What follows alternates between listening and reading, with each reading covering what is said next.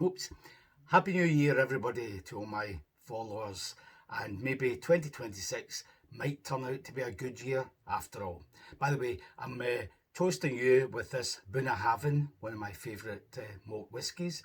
Not many people know this, but Bunnahabhain means we are the people. So, what better occasion to have a swig from it than this one, reporting on Rangers' fantastic 3-1 win yesterday at Parkhead.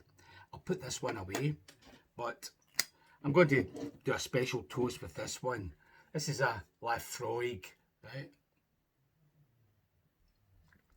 And not many people know this either, but Laphroaig in Gaelic means Wilfred, please stay.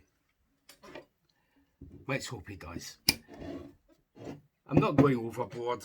I'll probably surprise a lot of people by being reasonably calm, because it was a great result yesterday, but not a great performance. I've heard people since the game finished talking about what a fantastic second half it was, etc. But it wasn't really. We scored 3 goals. That was fantastic.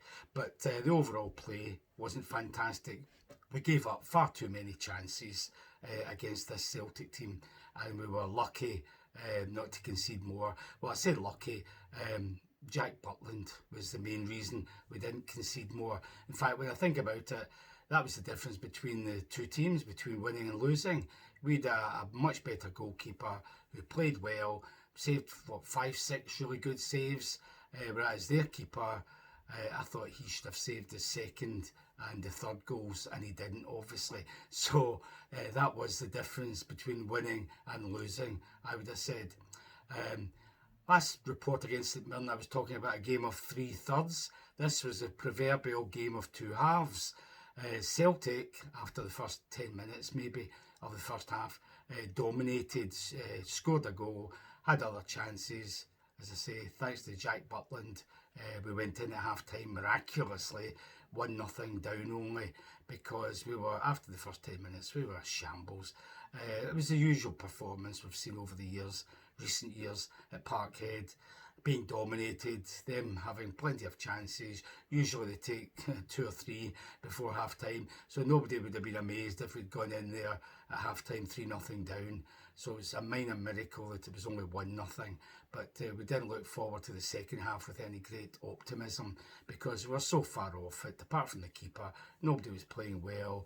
We were slow to the ball, we were lingering on it too much, we weren't attacking enough, we weren't getting stuck in, giving them too much time and space, all the usual stuff which leads to disaster. So a relief to get in, only 1-0 down. And then second half, well, it started with a replacement. Diomande came on for Asgard, who'd already been booked in 6 minutes for a silly pull of the jersey, so he deserved that, and he contributed nothing anyhow. He's too slow, he wants too much time in a game like this, so he should never play in an Old Firm game. But Diomande has had a terrible season, and would you believe it, he actually had a decent second half. In fact, when I saw the team, I was pleased to see that the 2 guys I wanted rid of for months, Diomande and the other one was Tavernier, didn't start the game, and Tavernier only came on in the last 5 minutes. So brilliant. Let's hope that continues, because we didn't miss him in any way whatsoever. So that was good. At least Diomande came on for the second half and put in a shift. His best game of the season, although it's a low bar. So the second half, it was much better. We had more control. We did get stuck in, close them down better. We went forward with a bit more speed, a bit more intent, some nice passing as well, and obviously we scored 3 goals, so what a turnaround and what a victory. But a lot needing done, because we gave up far too many chances. Even in that second half, we gave up too many chances. One, Maeda, I think after we just equalised or gone ahead, Maeda volleyed one inches past the far post, and another day that goes in and you're all despair again. So we had a bit of luck in that sense. Goalkeeper did his job, so well done Jack Butland, and the strikers did their job, especially Chermiti. Who would have thought he would score 2 goals at Parkhead? Go back a bit, Celtic goal was a disgrace in the first half. Throw in, Yang gets it, he just runs, keeps running into the box, It went by about 3-4 Rangers players. Not one of them put in a proper tackle. Somebody sort of dangled their legs. Somebody jumped out his way practically. So terrible defending from about 4 players, Raskin amongst them. So that was a terrible goal. But our goals when they came in the second half, especially early on, that was vital to get that first goal, the equaliser early on. Nice move from a throw-in, and it ended up with Raskin being put through, ran to the byline, cut it back about, 2 feet out from the goal line, and Chamiti for once ran to the near post, got a wee flick on it and put it in the net. Brilliant goal, great move. 3 or 4 players passed it to each other. I think Gassama had the vital pass through to Raskin, so well done him. The second goal reminded us of big Daniel Kuzan. Chamiti got it from 2 Celtic players out in the touchline, the far side, just inside their own half. Somehow he managed to get the ball from Ralston, I think it was, and he just ran from there right into the box. Nobody near him. They're all kind of trundling to the side of him or behind him. Trusty should have gone across to at least block him. He just ran parallel, so that was hopeless. Well done, Trusty. And then a shot that the goalie should have saved. He got his hands, no, he got his foot to it, I think. Can't even remember now. But it went in anyhow, and that was us. Couldn't believe it, 2-1 up.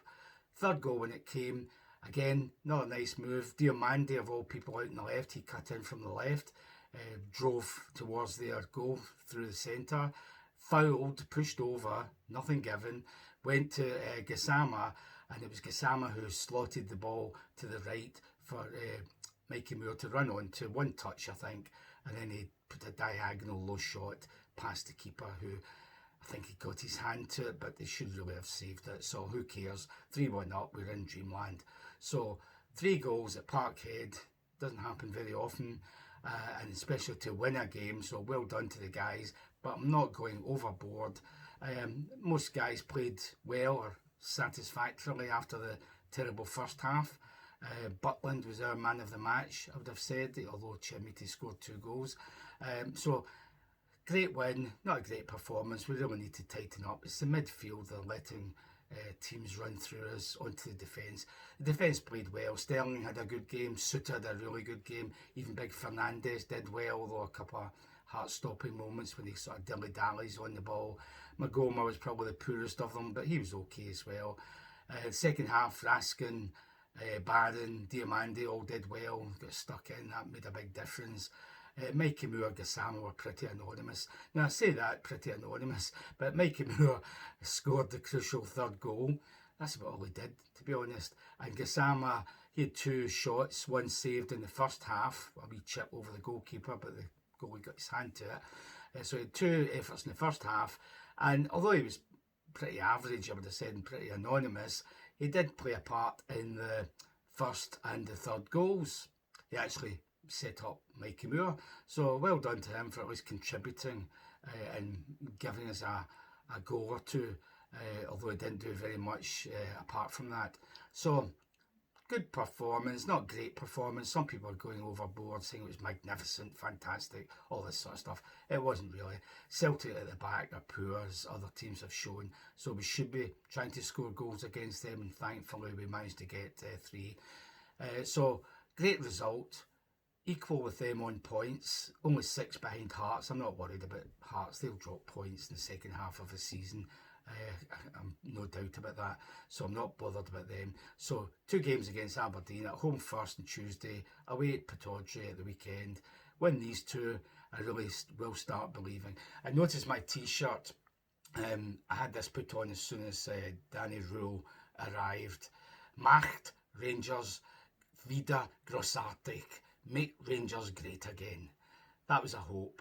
Now, you never know. If this guy gets a couple of 3 players maybe in this month, maybe that could come true this season, even if it is only the Scottish Cup and a decent team beating most of the other teams in the SPFL. So come on, Danny, make Rangers great again, and let's have a wonderful 2026, if not this season, at the start of next season, when you will really have your own players in and you can coach them, hopefully, to better things. But well done, Rangers. I can't moan.